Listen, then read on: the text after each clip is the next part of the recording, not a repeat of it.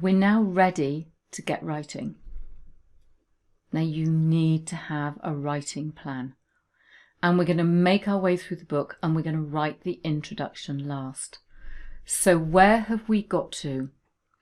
So we have been through our chapter synopsis. We've done all of the what's for every single chapter. And we've also done the questions. Now what you might have done when you were looking at your story is you might have gone through the document and put your part of the story. And you may not have done. You will have done this synopsis completely for chapter 1. You'll have done a test write. You'll have worked out a chapter framework. You'll have reviewed it and you'll have come back and said, this is what works for me. Now we're ready to write the entire book. So we've played with that chapter framework. We've got the framework that we want. This is what I do. I take one of these chapters, a chapter at a time, and I do the rest of the what. Sorry, we've already done the what. I do the rest of the why, the how, and the what if, and the key messages and any call to actions. And then I write that chapter inside my chapter framework. And then I move on to the next one, the next one, and the next one. Now, the reason I do that is because I like things to be fresh, new, and exciting, and I like to do things in chunks. Now, you may want to do the entire synopsis before you start writing. This is your choice.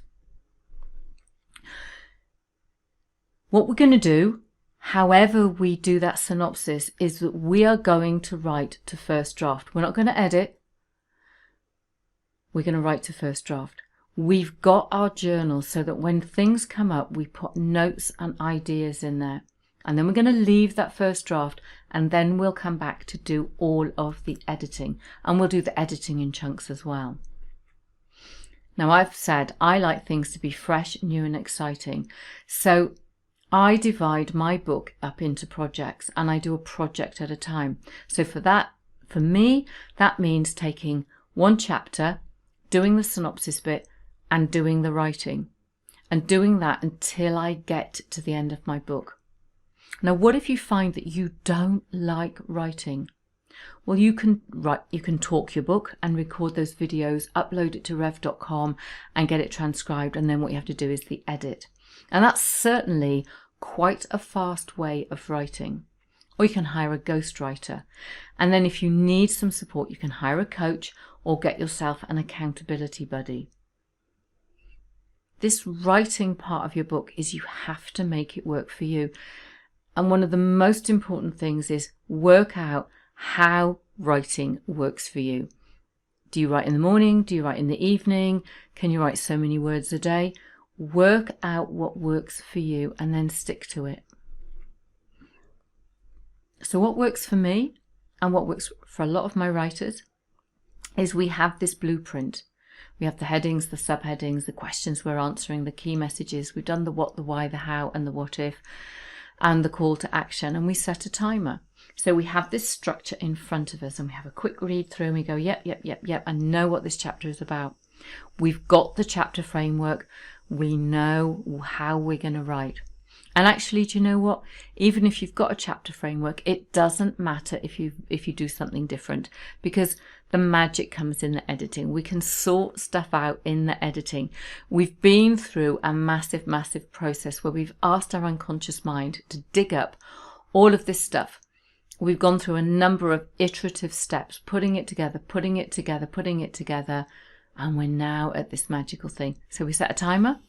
We write for 55 minutes and then we take a fun break for about 15 minutes and then write again. If you push for time, write in whatever amount of time that you've got. So 55 minutes, take a break, write again. So we create a plan. And if we get stuck, we can blog our content. So we've got the plan from the synopsis. So out of that synopsis, we can create a blogging plan.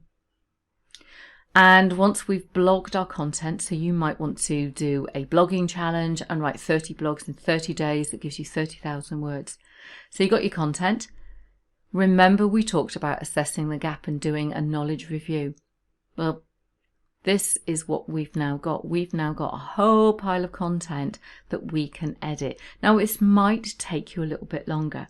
I am a really, really big fan of blogging books because I like this fresh, new and exciting. So I will often outline my book. I'll use the chapter synopsis to create some blog ideas, and I will sit and blog my book for 30 days. Now what this does, it means that I can get feedback from my readers. It means I can raise my visibility while I'm writing my book. And because I'm a blogger, I really enjoy this process. So when we've got that content, then we can get back to writing the book. So only do these things if they resonate with you, if you find yourself getting stuck and you need a different way of approaching the writing process. So design each chapter at a time. Headings, subheadings, get that framework ready, set a timer, write for 55 minutes, take a break, write again. But remember, make this writing process work for you.